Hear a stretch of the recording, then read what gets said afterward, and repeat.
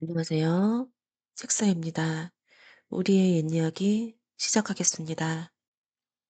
옛날 어느 마을에 한 원님이 살고 있었다. 이 원님은 아들 7형제와 딸 하나를 두고 있었다. 이렇게 많은 아들, 딸을 두고 재미있게 지내고 있는데 부인이 갑자기 병이 나서 그만 죽고 말았다. 그래서 후실을 맞이했다. 이 후실은 딸을 7이나 데리고 시집을 왔다. 그래서 전실자식 아들, 딸과 데리고 온 딸을 같이 키우는데 호실은 자기가 데리고 온 딸만 예뻐하고 전실자식 아들, 딸을 미워하기 시작했다.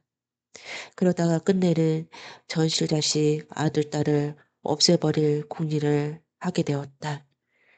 하루는 한 점쟁이를 불러다가 이러이러하면 돈을 많이 주겠다고 하였다.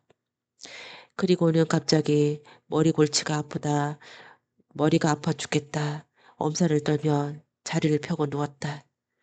원님은 부인이 갑자기 벽이 났다는 말을 듣고 깜짝 놀라 병원에서 재빨리 내실로 달려와 호실을 어루만지며 무슨 병이 나서 어디가 아프냐고 물었다. 호실은 내 손발을 허우적거리며 죽어가는 목소리로 사또, 사또 안전에, 사또 안전, 이내 인생을 죽으면 또 사또 안전은 어떻게 하시렵니까? 어서 저 건너 점쟁이한테 가서 물어 이내 병을 낫게 해주십시오. 하며 원님의 수염을 우겨주고 울었다. 원님은 크게 놀라 곧 점쟁이한테 달려가서 어찌하여 병이 났으며 어찌하면 낫겠느냐고 물었다. 점쟁이는 한참 동안 점대를 흔들고 뭐라 중얼중얼 하더니 이 병은 7인간 동티가 나서 생긴 병이 올시다.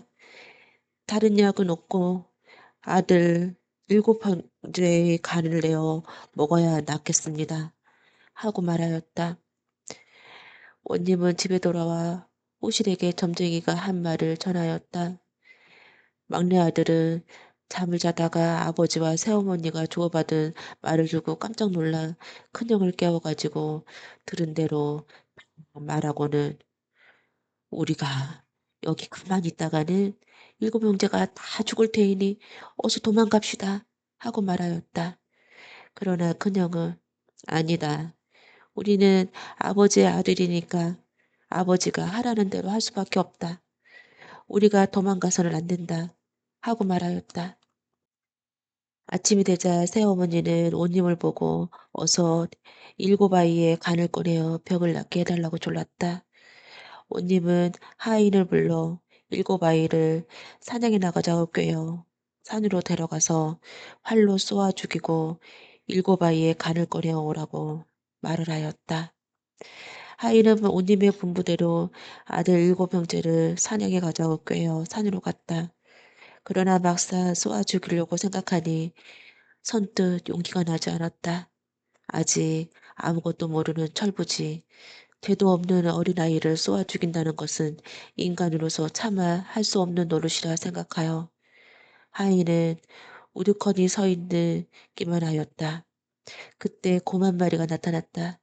하인은 그 곰을 쏘아 간을 꺼내어 7꾸러미를 만든 다음 아이들을 보고 어머니가 아버지 눈에 띄지 않게 멀리 도망가라고 했다. 하인은 이렇게 해서 아들 7형제를 멀리 보내놓고 곰의 간에 7꾸러미를 짊어지고 돌아와 온님의 새 부인에게 주었다. 새 부인은 그 간을 7꾸러미를 받아듣고 먼저 한 꾸러미를 먹는 체 하고 다리 밑에 감추었다. 그랬더니 이것은 바구미가 되어 그 다음에는 한 꾸러미를 먹는 체 하고 다른 다리 밑에 쓸어 넣었다. 이것은 빈대가 되었다. 또 다음 한 꾸러미를 먹는 체 하고 자리 밑에 넣었다. 이것은 바퀴벌레가 되었다. 그 다음 또 한 꾸러미를 또 한 꾸러미를 이렇게 7꾸러미를 다 먹는 척만 하고 자리 밑에 넣었는데 이것들이 모두 지면이리가 되고 벼룩도 되고 솔개미가 되어 세매도 되고 말았다. 새어머니는 간 7 그루미를 다 먹고 나니 병이 나았다며 자리에 일어나 옷님의 수염을 내려 쓰리며 쓸며 뺨도 내보이고 하였다. 내 한 인생이 죽었더라면 이런 재미를 어디서 보겠어요. 아들 7쯤은 다시 얻으면 될 테고요. 하며 오만 가지 아양을 다 떨었다. 그리고 그 뒤에 얼마가 안 가서 하나 남은 딸마저 죽이고 말았다.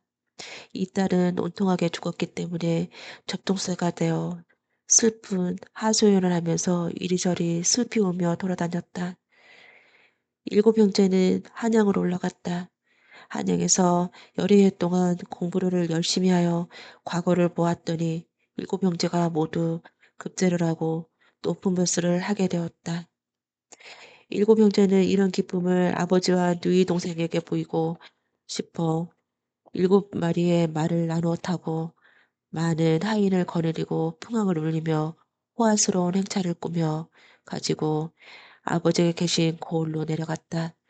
그런데 가던 도중에 한 번도 볼 일이 없는 이상한 새 한 마리가 날아와 그냥 사모에 앉으며 일곱 오라버니 접등, 일곱 오라버니 접등 하면서 울었다.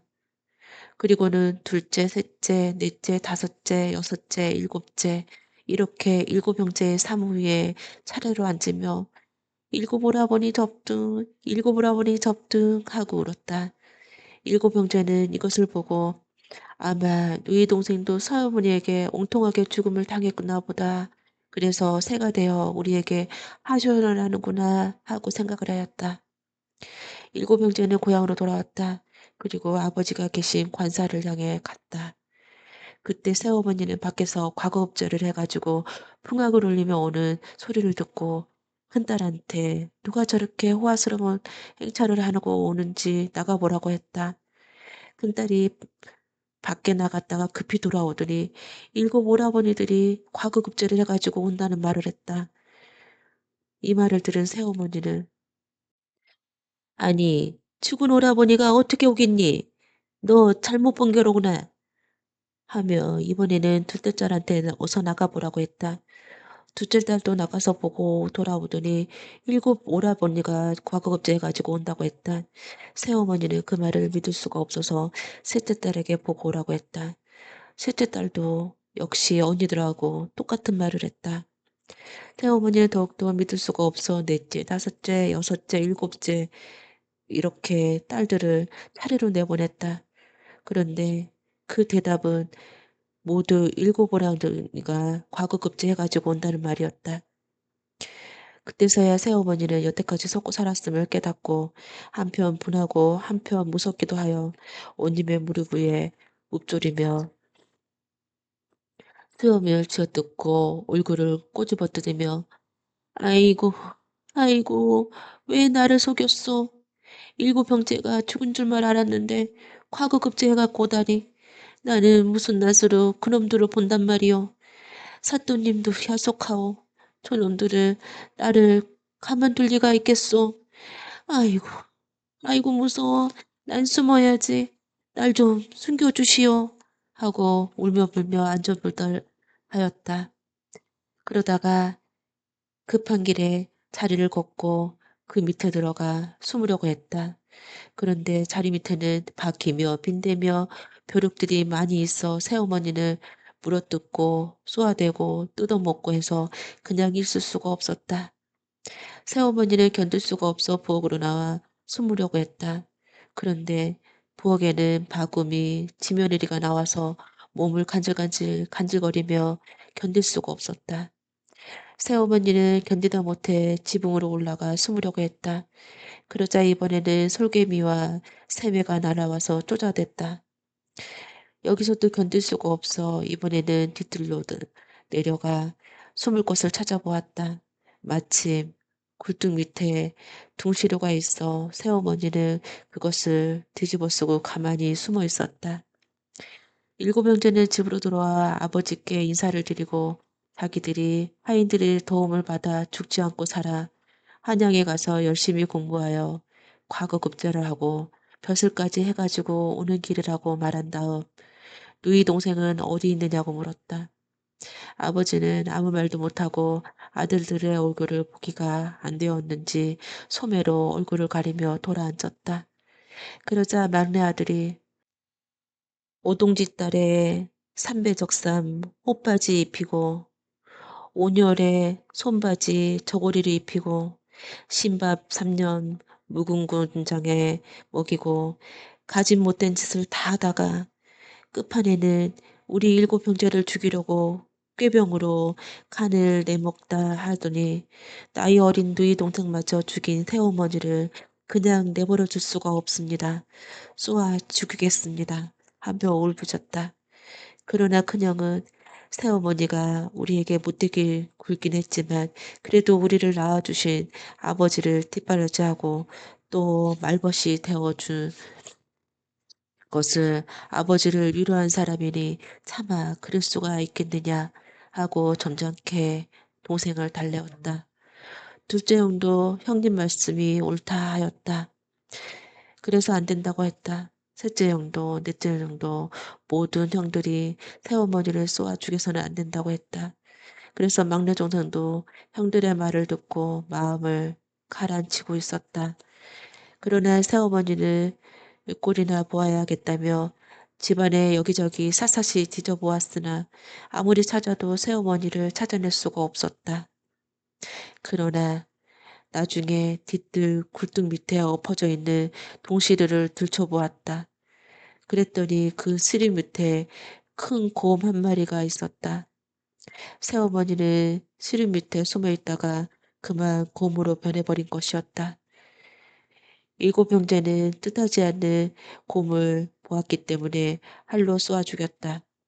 그랬더니 곰의 시체가 까마귀가 한 마리 날아와 하늘로 날아갔다. 새어머니는 역시 까마귀가 되고 새어머니한테 억울하게 죽은 누이 동생의 호는 잡동새가 된 것이었다. 이 접동새는 일곱 오라버니의 과거급제를 가지고 집으로 내려올 때 오라버니들한테 새어머니 덕분에 억울하게 죽었다고 호소한 일이 있었는데 새어머니는 까마귀가 된 뒤에도 좁동새를 쫓아 죽이려고 좁동새가 가는 대로 어디까지나 쫓아갔다. 그래서 젖동새는 까마귀를 무서워하며 까마귀가 날아다니는 낮에는 나오지 않다가 까마귀가 잠이 든 밤에서야 나와서 접동접동하고 울곤 했다. 이야기 시작하겠습니다. 나미가 어릴 적에 길가에서 놀고 있는데 어떤 계집종이 무슨 조그마한 괴를 파란 보에 싸서 머리에 이고 가고 있었다. 그런데 그 파란 보에는 하얗게 분을 바른 귀신이 붙어 있었다. 나미는 이것을 보고 이상히 여겨 그 계집종을 뒤를 따라갔다.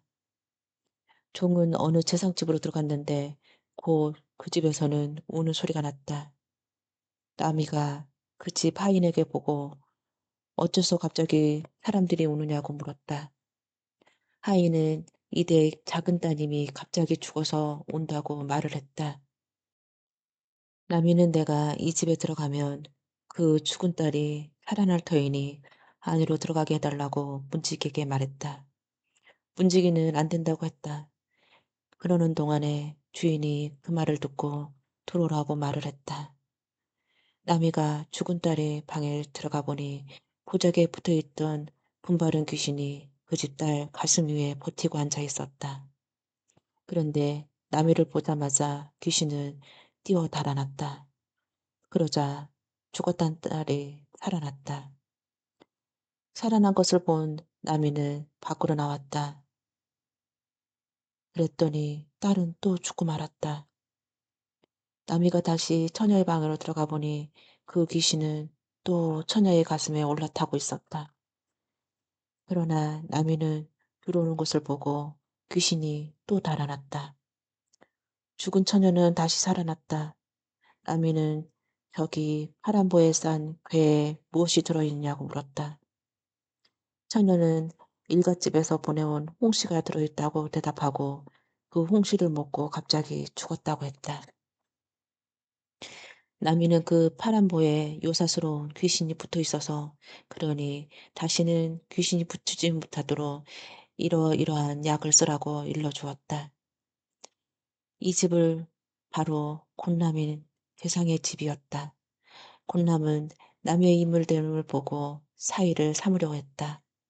그래서 남의 사주를 점쳐보았다. 점쟁이는 남이가 크게 될 사람이지만 제명에 죽지 못할 팔자이니 사이를 삼지 말라고 했다. 권대감은 자기의 딸을 점쳐보았다. 딸은 단명하여 남이보다 먼저 죽을 팔자였다. 권남은 남이를 사이를 삼더라도 딸이 과부가 되지 않을 것을 믿고 남이를 사이를 삼았다. 남이는 17살에 무과에 급제하여 무신이 되었다. 두만강 근처에 도사가 있었는데 여진족에 이신혜를 대장으로 하여 우리나라에 쳐들어왔다. 남이는 나라의 명을 받아 이 여진족과 싸워서 여진족을 물리치고 큰 공을 세웠다. 남이는 여진족을 치면서 씨를 지었다. 백두산의 돌은 하늘 갈아 닦아 없어지게 하고 두만강의 물은 말 한 대 먹여 마르게 하리라. 사내가 나이 20에 나라를 편안하게 하지 못하면 무쇠 사람들이 어찌 그를 대장부라 하겠는가.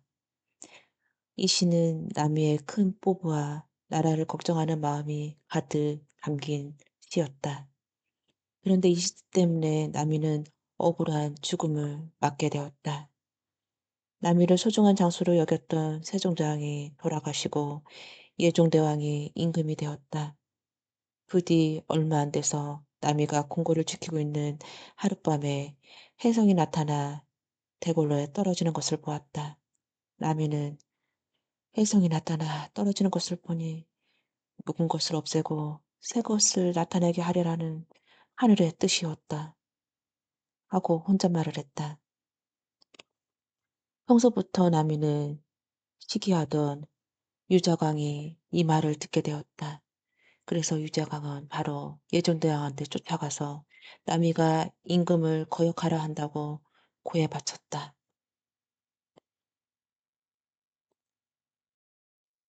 예종 임금도 남이가 세조대왕의 신임을 받고 있다는 것을 못마땅해 여기고 유지광의 말을 받아들여 이번 기회에 그를 없애버리려 마음을 먹었다. 남이가 이신에 날릴 때 지은 시 가운데 남아 20 미평구 사내세장부가 나이 20에 나라를 편하게 못한다면 이 구절을 남아 20 미득국 사내대장부가 나이 20에 나라를 얻지 못한다면 이라고 고쳐서 남이가 나라를 빼앗을 생각이 있다고 몰고 혜성이 나타났을 때 묵은 것을 없애고 새 것을 나타내야 한다는 말을 새 나라를 세우겠다는 생각이라고 제목을 붙여서 죽여버렸다. 이렇게 해서 남이는 28살 나이에 간신들의 못된 시기 때문에 억울한 죽음을 당하고 말았다. 형제는 일찍이 부모를 여의고 집도 없어서 사방으로 떠돌아다니며 거지 노릇을 했다. 형은 마음씨가 좋지 못했다. 어린 동생을 데리고 다니기가 귀찮아서 하루는 동생더러 얘, 우리가 같이 다닌 것보다 너는 너대로 나는 나대로 다니자. 나는 내일 기아집 있는 마을로 다니며 빌어먹을 테니 너는 저기 초가집만 있는 데로 가서 빌어먹어라 하였다. 형은 형님이 하라는 대로 하겠다고 순순히 말을 들었다. 이튿날 형은 기와집만 있는 마을로 들어갔다. 그런데 그 동네는 전염병이 돈다며 대문을 꼭꼭 잠그고 사람들을 들어오지 못하게 하였다. 그래서 형은 10만 동이 하나 얻어먹지 못했다. 한편 동생은 초가집 있는 동네로 돌아다녔는데 마을마다 생일잔치며 환갑잔치를 하는 집이 많아서 떡이며 고기를 실컷 얻어먹고 또 많이 얻어서 형한테 가지고 갔다. 마음씨가 나쁜 형은 이걸 보자마자 화를 냈다. 예, 내일은 내가 초가집 동네를 돌아다닐 테니 너는 기아집 동네를 돌아다녀라 했다. 이튿날 형은 초가집 동네를 돌아다녔다. 그런데 이 동네에도 전염병이 돌아서 집집마다 문을 꼭꼭 닫아 걸고 사람들을 들어오지 못하게 하였다. 그런데 형은 신밥덩이 하나 얻어먹지 못하고 배를 쫄쫄 골아야 했다. 한편 동생은 형이 시키는 대로 기아집 동네를 돌아다녔는데 이웃마을에 돌림병이 얼마올까 집집마다 구슬하느라고 음식이 많이 장만해서 떡이며 고기를 많이 주었다. 그래서 동생은 배불리 먹고 많이 얻어다가 형한테 갖다 주었다. 형은 이것을 보고 또 화를 벌컥 냈다. 에이, 내 놈 때문에 내가 얻어먹을 것을 다 못 얻어먹었다. 어서 썩 없어져 버려라. 하며 형은 공연히 트집을 잡고 동생의 눈을 손가락으로 후비며 내쫓았다. 동생은 하도 어이가 없어 울다가 죽어버리라고 어떤 바위 위에 올라앉아 침노클로 목을 졸라맸다. 그런데 바위 아래서 두런두런 무슨 소리가 들려왔다. 가만히 들어보니까 도깨비 소리들이었다. 동생은 무슨 이야기를 하나 귀를 기울이고 들어보았다. 도깨비 한 놈이 말하기를 사람들이란 참 미련해. 눈이 먼 데는 요 아래에 있는 샘물을 떠서 눈을 씻고 그 옆에 있는 복숭아 나뭇잎으로 눈을 문지르면 꽃 났는데 그것도 모르고 속역 노릇을 하고 있으니. 그러니까 또 한 놈이 나서서 말했다. 글쎄, 사람들이란 멍청하기도 하지. 요 아래 동네에 아무개 부잣집에 애동딸이 알아서 죽게 되었는데 그건 지붕 용마루 밑에 있는 천년 묵은 지네를 잡아서 들그림에 튀겨 죽이면 곧 나을 텐데 그걸 모르고 있어. 참 사람들이란 멍청하단 말이야. 그러니까 또 한 놈이 말했다. 정말 사람들이란 미련하기 짝이 없어.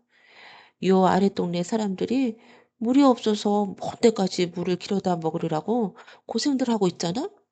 하지만 동네 한가운데 있는 정자나무 밑에 파서 보면 물이 얼마든지 나오는데 그걸 모르고 있단 말이지. 그러자 도깨비 한 놈이 또 나서서 말했다. 요산 너머에 가면 산삼이 쫙 깔려 있는데 사람들이 그것도 모르고 아무도 캐가지 않거든. 참으로 사람들이란 미련하기 짝이 없어. 이 말이 끝나자 도깨비 한 놈이 또 말했다. 사람들이 미련한 게 그뿐인가? 서로 돕고 서로 사랑하면 훨씬 더 잘 살 텐데 제각기 욕심을 부리려고 서로 잘 살지 못하거든. 글쎄 형놈이 저 혼자 살겠다고 동생 눈을 쑤셔서 내쫓기만 저도 잘 빌어먹지도 못하니 말이야. 도깨비들은 서로 이렇게 말하고 도깨비 방망이를 두드리고 고기랑 밥이랑 떡을 많이 내놓고 먹고는 어디론가 가버렸다. 동생은 그 두 손으로 더듬어서 도깨비들이 일러준 샘으로 갔다. 그리고는 샘물로 눈을 씻고 그 옆에 있는 복숭아 나뭇잎을 뜯어 눈을 문질렀다. 그랬더니 눈이 전과 같이 환하게 잘 보였다. 동생은 다시 산 아래에 있는 부잣집에 찾아가서 밥 좀 달라고 말을 했다. 마당을 쓸던 하인이 나와서 이 집에는 애동딸이 죽게 돼서 남에게 밥 줄 경향이 없다고 내쫓으려고 했다. 동생은 자기는 죽어가는 사람을 병을 고칠 수 있는 사람이라고 하면서 밥이나 달라고 했다. 그래도 하인은 듣지 않고 내쫓으려고 했는데 동생은 안 가겠다 하며 말다툼이 벌어져 시끄러워지니 주인 영감이 나와서 무엇 때문에 다투느냐고 물었다. 하인이 이까지 거지 새끼가 죽어가는 사람을 병을 고칠 수 안다고 떠들어대서 그딴 소리 하지 말라고 어서 가라고 하고 있습니다. 라고 말했다. 주인은 하인의 말을 듣고 사람을 업신여겨서는 아니 된다. 그러지 말고 어서 들어오라고 해라. 이래서 동생은 안으로 들어가 우선 밥을 한 상 얻어먹고 밥을 먹고 나자 주인은 동생을 보고 자기 딸을 병을 고쳐보라고 했다. 이 아이는 먼저 처녀의 방에 들어가서 맥을 짚어본 다음 집안에 휘 둘러보고 나서 감옷을 뜯다 들김을 끓이게 하고는 당정 대여섯 명을 데리고 지붕으로 올라갔다. 그리고 용마루 기와장을 벗기고 그 밑에 용마루에만 큰 지네 한 마리를 잡아 들기름을 끓는 가마솥에 넣어 튀겨 죽였다. 그랬더니 이 집의 딸이 병에 깨끗이 나았다. 주인은 크게 기뻐하며 동생을 사위로 삼았다. 동생은 부잣집 사위가 되어 살게 되었는데 동네 사람들이 찾아와서 이 동네는 물이 없어서 고생을 하고 있으니 물을 나오게 해달라고 했다. 동생은 동네 한바퀴를 휘 둘러보고 동네 한가운데 있는 정자나무 뿌리 밑을 파보라고 했다. 동네 사람들이 모두 달려들어 나무 뿌리 밑을 파보았더니 물이 콸콸 솟아서 동네 사람들이 먹고도 남아 앞들의 논까지 충분히 될 수가 있었다. 동네 사람들이 대단히 좋아하며 동생을 극진히 대답했다. 동생이 하루는 동네 사람들을 보고 모두 괭이와 가래를 가지고 산으로 가자고 했다. 동네 사람들은 무슨 영문인지도 모르고 괭이와 가래를 가지고 산으로 갔다. 동생은 도깨비들이 말한 곳에 동네 사람들을 데리고 갔다. 거기에는 정말 산삼이 많이 있었다. 이곳을 본 사람들이 제각기 산삼을 캤다. 이렇게 해서 동네 사람들은 제각기 산삼을 캐가지고 와서 그것을 팔아 모두 부자가 되었다. 그런데 하루는 동생 집에 거지 하나가 들어왔는데 자세히 보니 자기 형이었다. 그래서 동생은 형님, 형님이 이게 웬일이요? 하며 달려들어 껴안았다. 거지는 그게 제 조손인지 모르고 깜짝 놀라. 나는 아무 죄도 없습니다. 죽이려면 고이 죽여주십시오. 나는 아무 죄도 없는 거지입니다. 하고 살려달라고 빌었다. 동생은 형님, 형님 저예요. 형님, 형님 동생이란 말이에요. 하면서 자세히 보라고 말을 했다. 거지가 자세히 보니 그 사람은 정말 자기 동생 같기도 했으나 내 동생은 눈이 멀어서 지금쯤은 죽었을 텐데 하면서 눈물을 흘렸다. 동생은 바로 그 눈먼 동생이 접니다. 안으로 들어가십시다. 동생은 형을 데리고 들어와 목욕을 시키고 좋은 옷을 입혔다. 그리고 먼 눈을 고치게 된 이야기와 부잣집 사이가 된 이야기를 들려주었다. 형은 동생의 말을 다 듣고 나서 크게 뉘우치고 마음을 고쳐먹고 동생과 유좋게 잘 살았다고 한다. 이야기 시작하겠습니다. 옛날 어느 마을에 한 농사꾼이 살고 있었다. 하루는 밭을 파서 일구라고 괭이질을 하고 있었다. 한참 파고 있는데 괭이 끝에 땡그랑 하고 무엇이 닿는 소리가 났다.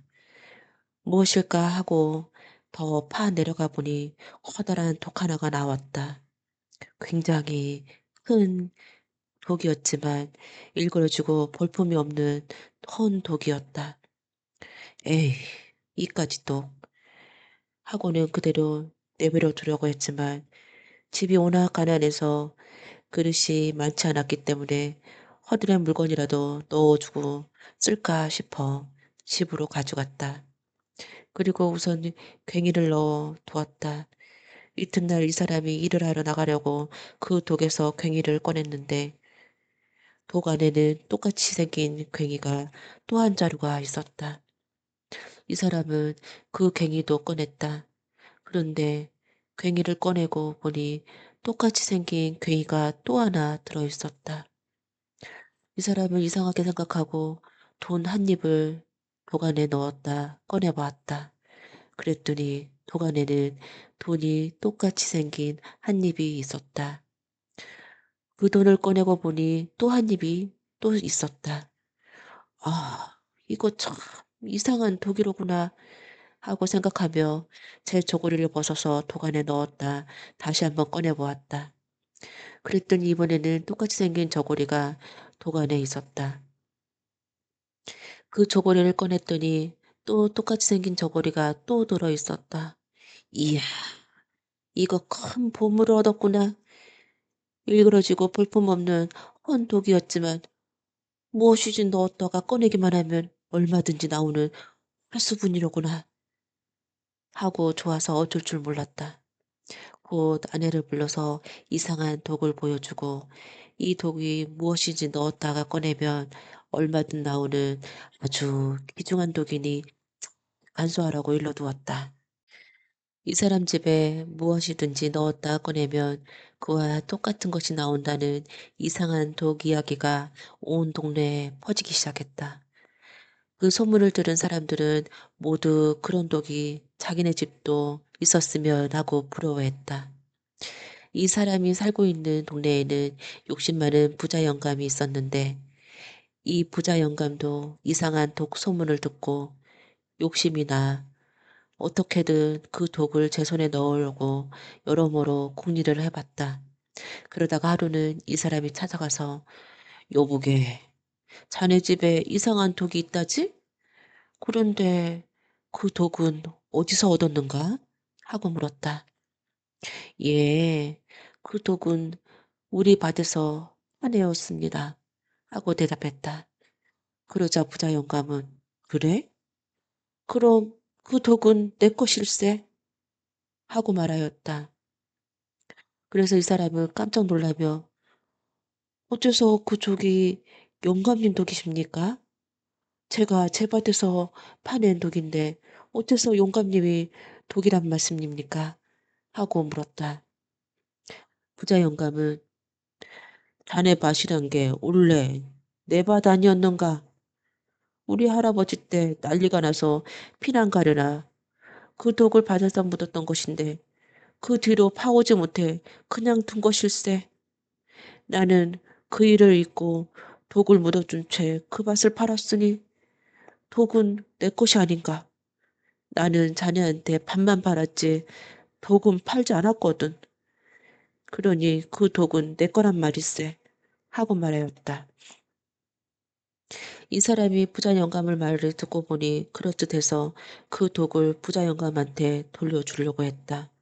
그러자 동네 사람들은 부자 영감이 억지 소리를 한다는 거며 돌려줄 필요가 없다고 하였다. 그리고 그 독을 가지고 서로 슬랑이가 하기 시작했다. 그렇게 해서 온님한테 가서 공평한 재판을 받아서 결정하라고 말하였는데 이 사람은 부자 영감하고 온님한테 가서 "사실은 이러이러합니다. 그러니 이 독이 누이 것인지 꼭 현명한 재판을 해 주십시오." 하고 독 이야기를 시작했다. 두 사람의 말을 다 들은 온님은 어떻게 판단을 해야 할지 옳지 좋은 생각이 떠오르지 않을 뿐더러 오히려 그 이상한 독을 자기 것으로 만들었으면 하는 욕심이 났다. 그래서 "너희들 말을 들어보 보니 양쪽 다 그럴듯하다. 그런데 그러한 이상한 독을 세상에 정말 있는지 내 눈으로 보기 전에는 믿을 수가 없구나. 그러니 그 독을 이리 가져와서 내 눈앞에서 실험을 한번 해 보거라." 하고 말을 하였다. 온님을 말을 듣고 이 사람과 부자 영감은 집으로 가서 그 독을 짊어지고 온님 앞에 놓고 실험을 해 보았다. 독 안에는 무엇이든 넣었다가 꺼내기만 하면 그와 똑같이 생긴 것이 얼마든지 자꾸자꾸 나왔다. 이런 신기한 독을 제 눈으로 똑똑히 본 온님은 "여봐라. 과연 그 독은 이상한 독이로구나. 너희가 평소에 잘 지내다가 이제 와서 이 독 때문에 싸우게 되었으니 독이 너희들을 누구의 손에 들어가 있는지 간에 싸움이 계속될 것이다. 독이 없으면 싸우지 않을 것이니 그러니 이 독은 너희가 가질 게 아니라 관가에 바치거라." 하고는 그럴듯하게 말하였다. 이 사람과 부자 영감은 온님의 말을 듣고 아무 말도 하지 못하고 독을 온님한테 바치고 집으로 돌아왔다. 온님은 그 이상한 독을 자기 집으로 날라다 큰 대청에 잘 두었다. 온님에게는 80이 넘는 늙은 아버지가 있었는데 온님의 늙은 아버지는 번지르한 대청에 일그러지고 볼품없는 혼독이 놓여있는 것을 보고 이까진 더러운 독을 무얼하러도 여기 있다 나왔을까 하고 못마땅했다. 그래서 온님은 너로 치워버리라고 여러 번 말을 해도 아들은 듣지 않고 그대로 놔두었다. 온님의 아버지는 도간에 무엇이 들어있길래 치우지 않느냐고 하고 하루는 도간을 보려고 발부둥을 하다 겨우 도간을 굽여봤다.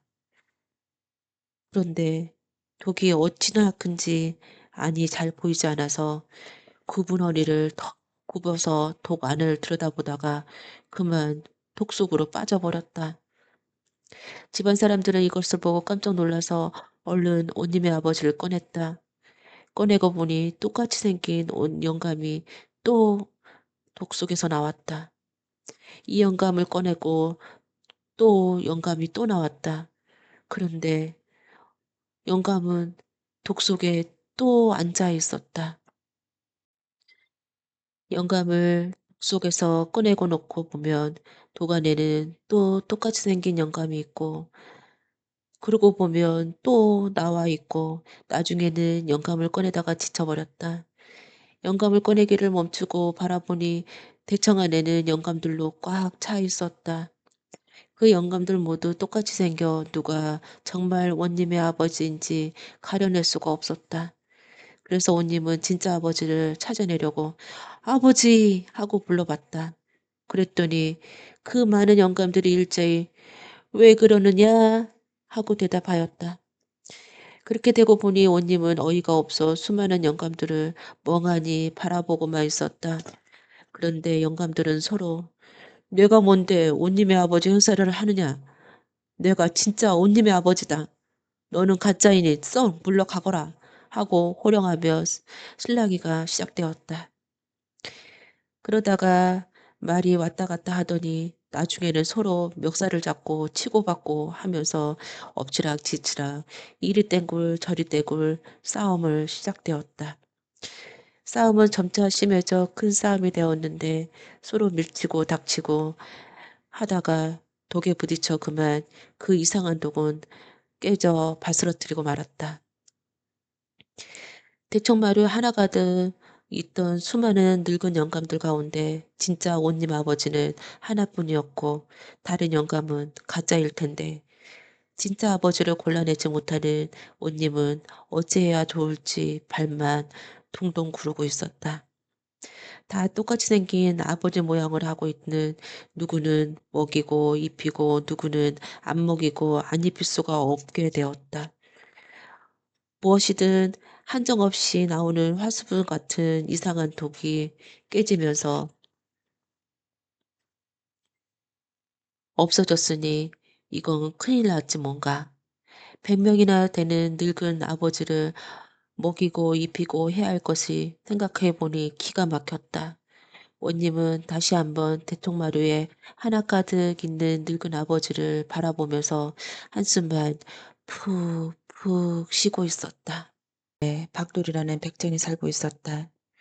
칼 쓰는 재주가 좋은 데다 억지나 부지런하고 사분사분한지 항상 손님이 끊이질 않았다. 그러다 보니 하루하루 재산이 늘어서 수십 년 사이에 큰 부자가 되었다. 사는 모양이나 양반집하고는 될 수가 없었지만 실속을 보면 거울에서 첫손을 꼽힐 정도였다. 문제는 신분이었다. 천한 중에도 가장 천한 소잡는 백정이니 아무리 돈이 있어도 천대와 갈시에서 벗어날 수가 없었다. 게다가 고을 양반들은 툭하면 그를 붙잡아다가 이유 없이 닥달하곤 했다. 여봐라, 내 죄를 알렸다.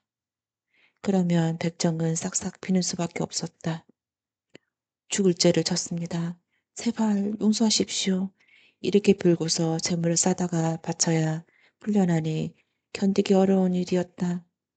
어느 날부턴가 박돌은 단단히 결심을 했다. 평생 이렇게 억울하게 당하고 살 수는 없지. 나도 어떻게든 양반이 돼서 차별 없이 살아보겠어. 그때 박돌집 근처에 고을 이방이 살고 있어 가끔씩 찾아와 고기를 떠가곤 했다. 그는 씀씀이가 입혀서 10량 벌면 20량을 쓰니 밑빠진 독이었다. 돈이 모자라면 관가에 돈을 꺼내다가 대 것처럼 쓰곤 했다. 박돌은 이방이 찾아올 치면 버선발로 뛰어가서 반갑게 절하고 호하게 대접을 했다. 그리고 명절이나 좋은 날이면 쌀이나 비단 같은 귀한 물건들을 선물을 했다. 그렇게 후하게 대하자 언젠가부터는 이방도 박돌을 보면 허허 박첨지 오랜만이군 하면서 살갑게 대하긴 했다. 그때 마침 나라에서 감찰이 나와 고을 관가의 출납을 살피게 되었다. 살펴보니 거울 공금이 무려 3천냥이나 비었다. 그 원인을 캐고 본즉 누구나 이방이 무단에 갖다 쓴 것이었다. 감찰을 나온 감찰사가 불같이 화를 냈다. 나라 돈을 귀한 줄 모르고 멋대로 갖다 쓰다니. 사흘 안에 3천냥을 들이지 않으면 물고를 내리라. 이방이 집에 와서 전사산을 톡톡 털어 보았지만 3천냥은커녕 300냥도 되지 않았다. 꼼짝없이 죽은 목숨이었다. 이방은 머리를 싸매고 누워 하루를 보내고 또 하루를 보냈다. 그런데 그날 밤 누가 찾아왔다. 이방날이 계십니까? 잠깐 뵙고자 합니다. 올 백정 박돌이었다. 어떻게 알았는지 소식을 듣고 찾아온 것이었다. 날이 있다가도 없고 없다가도 있는 게 돈인데 그것 때문에 사람 목숨이 오간다는 게 될 법한 일입니까? 사람 목숨은 하늘에 달린 것이니 기력을 차리십시오. 그러면서 그는 웬 보따리를 내밀었다. 제 정성이니 아무 말씀하시고 받으십시오. 닭돌이 물러간 뒤 보따리를 풀어보니 서리서리 엽전꾸러미였다. 헤아려 보니 단 한 푼도 빠지지 않는 3천냥이었다. 아이고, 이제 살았구나. 다음 날 이방은 그 돈을 그대로 강가에 바쳐 죄를 면하고 떨려날 뻔했던 이방 자리를 지켰다. 그게 애오라지 박돌의 은공이었으니 이방으로서는 그냥 두고만 볼 수가 없었다. 어떻게 보답할까 궁리를 하던 중 마침 거울 향창에 자수자리 하나가 나자 무릎을 쳤다. 옳거니 박돌에게 자수자리를 하나 주자. 사람됨이 그만하면 자수는 10번 하고도 남지. 이방은 자수 사령장을 한 장 그렇듯하게 만들어서 박돌을 자수로 임명했다. 자수가 어떤 자리인가 하면 거울의 유지로서 양반만이 맡을 수 있는 지책이었다. 그러니 졸지에 백정이 양반이 된 셈이었다. 하지만 양반이 되는 일이란 그렇게 쉬운 일이 아니었다. 백정 박돌이 자수가 되었다는 소문이 나자 온 마을 양반들이 들고 일어나 법석을 떨기 시작했다. 박돌은 물론이고 이방한테도 큰 벌을 내려야 한다고들 펄쩍펄쩍 뛰었다. 그만 이방까지 난처한 지경이 되고 말았다. 자네를 돕는다고 한 일이 되었으니 어쩌는가. 그게 세상 인심이 아니겠습니까? 네, 작정한 일이 있으니 걱정 마십시오. 이 고을을 떠나려 뜨렵니다. 다음 날 박돌은 가진 재산을 모조리 처분해서 돈으로 바꿨다. 모두 3만냥이었다. 박돌은 품속에 자수 사령장을 간직하고 돈보따리를 짊어지고 식구들과 길을 떠났다. 그가 찾아간 곳은 아는 사람 한 명이 있을 리가 없는 한경동 땅이었다. 한경도 한고을에 당도한 박돌은 번듯한 기아집과 전장을 장만하고 하인들을 사모아 양반 노릇을 하기 시작했다. 먼저 고을 양반들과 마을 주민들을 다 모아놓고 큰 잔치를 베풀었다. 나는 경상도 고을에서 자수 노릇을 하다 이사 온 박 아무개 올시다. 잘 부탁합니다. 그러자 고을 양반 하나가 물었다. 양반이라면 그 댁에는 벼슬이라는 사람이 누가 있어? 그러자 박돌은 아무렇지도 않게 말을 꾸며대기 시작했다. 네, 지금 팔도 암행어사로 다니는 박문수가 내 조카뻘 되지요.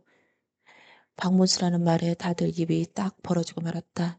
그 유명한 박어사 한 집안이라면 대단한 양반님이 분명했다.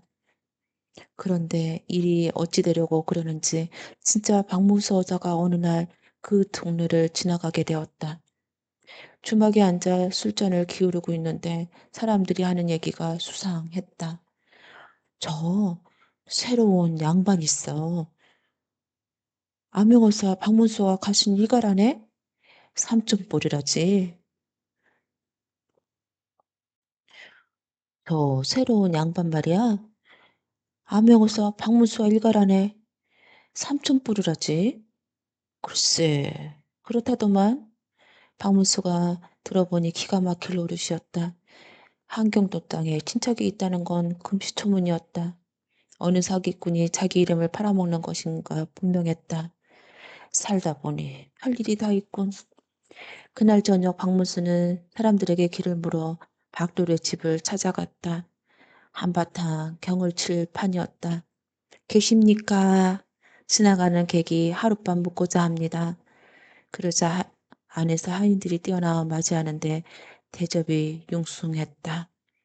주인이 찾아오는 손님들에게 잘 대접하라고 일러준 참이었다. 저녁상을 물리자 직접 주인이 나와서 안부를 물었다. 손님, 부족한 점은 없습니까? 불편한 점이 있으면 말씀하십시오. 그러자 박문수는 대접을 잘 받았다고 사리하고는 던지시 박도를 떠보았다.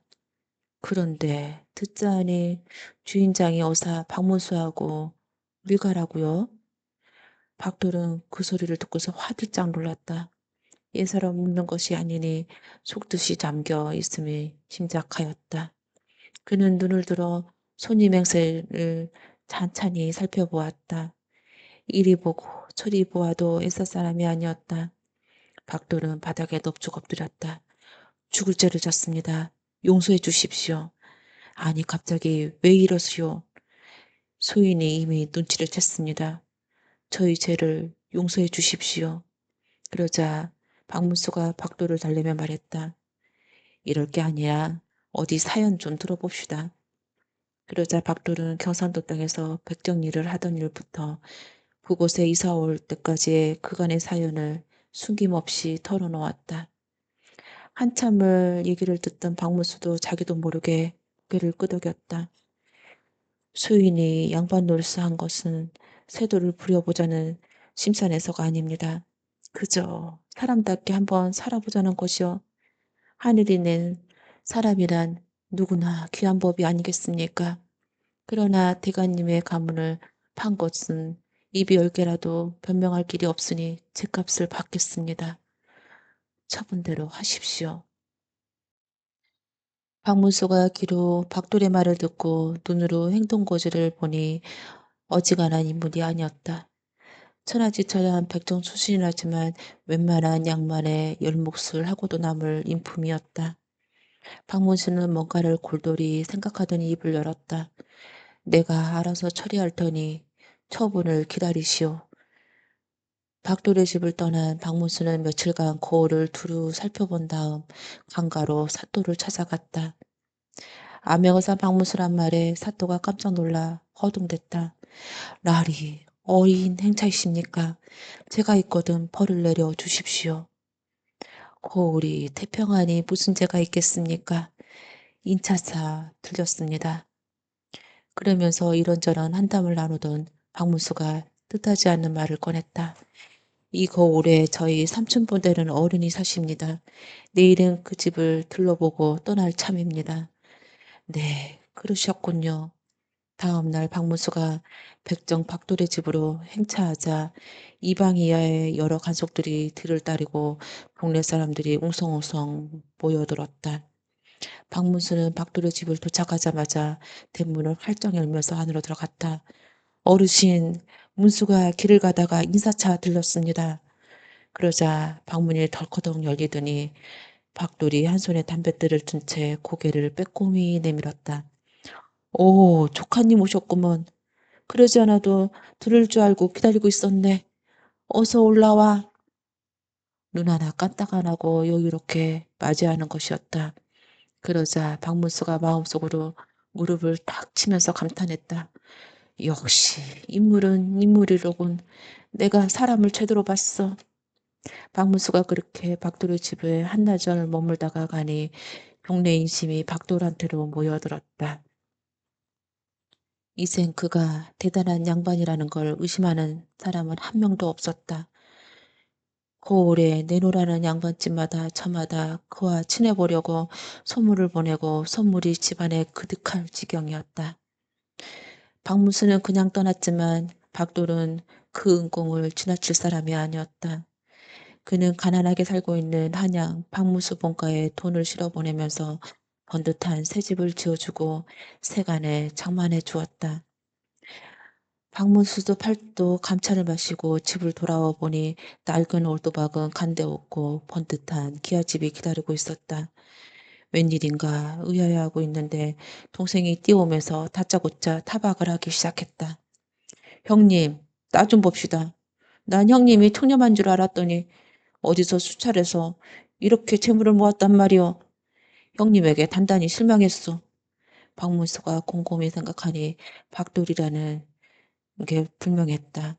아하, 아마도 박돌이가 이런 일을 했나 보군. 박돌이란 놈이 대체 어떤 자기래 말이오. 한경들등에 인물 하나가 있지.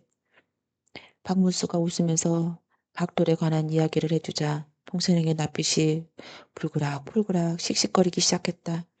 아니, 그럼 그 백종놈이 조카 노릇을 해주고 왔단 말이오? 세상에 이런 망신이 있나. 내 이 몹쓸 백종놈을 당장 때려 죽여 버리고 말겠소. 동생은 당장 한경도를 길을 떠나겠다고 법석을 떠났다. 그 성질이 얼마나 불같은지 박문수도 말릴 수가 없었다. 동생이 박단나무 몽둥이를 들고 길을 떠나자 박문수는 얼른 발받은 사람을 시켜 박돌에게 편지를 띄웠다.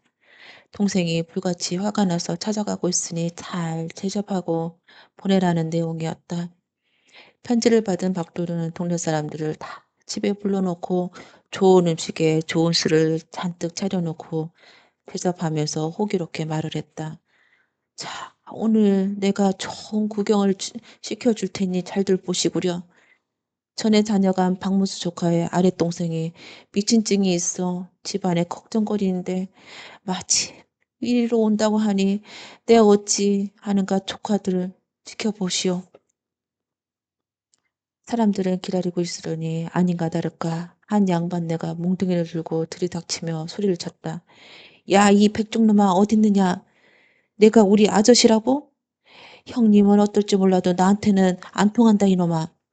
그러자 사람들은 그를 쳐다보고 웃으면서 한마디씩 했다. 어허, 미쳐도 단단히 미쳤군. 글쎄 말이야, 아저씨더러 백정이라니. 속아 다 웃을 일이야. 그때 박돌이 나서서 말했다.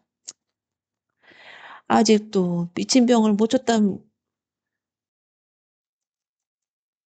아직도 미친 병을 못 고쳤단 말이냐. 얘들아, 뭘 하느냐. 박돌이 눈치를 하자 대기하고 있던 장정들이 한꺼번에 박어사의 동생에게 달려들었다. 그리고 그를 좁다란 강 속에 쿵 쳐박아 놓고는 덜컹 빗장을 걸었다. 이놈 백중놈아, 이러고도 내가 무사할 줄 알았느냐. 박어사의 동생이 이렇게 악을 쓰면서 소리쳤지만 박돌은 들은 척도 안 하고 잔치를 계속했다. 미친 병에는 굶기는 게 제일 좋은 약이지요. 그렇답니다. 근데 박어사의 동생이 우라가 나서 죽어라 소리를 쳤지만 다들 미친 사람 취급을 하니 아무 소용이 없었다. 정말로 미쳐버릴 지경이었다. 그러지 않아도 먼 길을 급히 오느라 허기진 참에 음식 냄새는 왜 이렇게 고소한지 몰랐다. 밤이 되어 동네 사람들이 다 집으로 돌아가자 박돌이 광으로 다가와서는 넌지시 말을 건넸다. 이보시오. 당신이 아무리 떠들어봤자 소용이 없습니다. 그러지 말고 내 말을 잘 들어보세요. 내가 여기서 양반 노릇을 한다고 해서 세상에 해가 될 게 무엇이 있으며 당신이 나를 백종으로 만들어서 무슨 득이 있겠습니까? 그러지 말고 마음을 돌이키시오. 하지만 박어세의 동생은 분이 치밀어서 욕을 해댈 뿐이었다. 허허, 이거 한 사나흘 굶어야 되겠구먼. 다음 날에도 그 집안에는 잔치가 이어졌다. 박어사의 동생이 줄임배를 움켜잡고 계속 악을 썼지만 돌아오는 건 비웃음과 동정뿐이었다. 그렇게 하기를 사흘째. 마침내 박어사 동생은 기진맥진해서 더 버티지 못하고 항복을 선언하고 말았다. 아이고 아저씨 내가 잘못했습니다. 날 좀 풀어주세요. 그러자 사람들은 모두 웃으며 박수쳤다. 이제서야 저 사람이 제정신이 돌아왔군. 각돌이 박어사 동생을 풀어주면서 말했다. 그간 고생이 많았구나. 어쩌다 몹쓸병이 들어가지고 그러면서 만날 음식을 찾아주니 사흘을 굶은 박무수의 동생이 개걸스럽게 뻐거대기 시작했다. 음식을 다 먹고 나니 인사를 하는 둥 마는 둥 급히 한양으로 내빼버리고 말았다. 박돌은 하인들을 시켜서 그 집에도 재물을 넉넉히 실어 보냈다. 동생이 서울에 도착하자마자 박어사가 물었다. 그래 동생 가보니 어떻던가? 그러자 동생이 그만 설레설레 채머리를 내돌리면서 아이고 형님 말도 마십시도 대단합디다. 양만 옷을 평생 해먹고도 남겠소 하는 것이었다.